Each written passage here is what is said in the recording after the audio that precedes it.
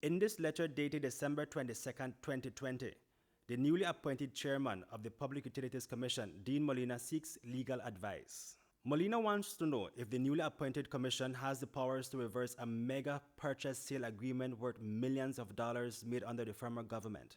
How much? $10.3 million with an interest rate of 7.5%. What was the P.U.C. buying?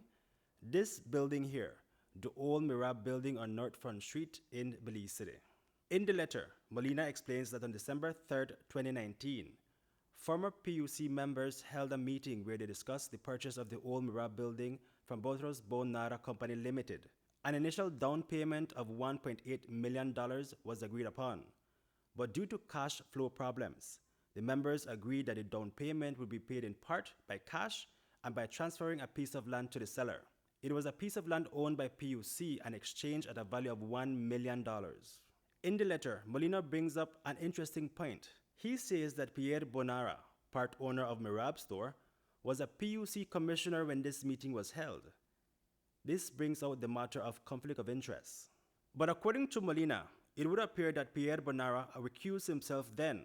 At a prior meeting 3 months before on September 25, 2019, the meeting minutes show that he informed the commission that the building was for sale.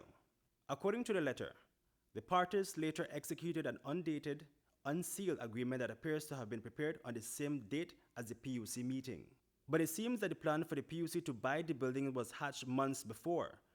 The letter says that 2 months before the building's purchase, the P.U.C. had requested that the P.U.C. land be examined to estimate its market value. It was valued at $1.4 million. On October 19, 2019, when the commission met and Bonara was part of that meeting, it was decided that the property would be sold for $1.5 million. But instead, it was exchanged for $400,000 less than its market value. According to the correspondence, it seems that only the commissioners knew of this mega purchase sale agreement.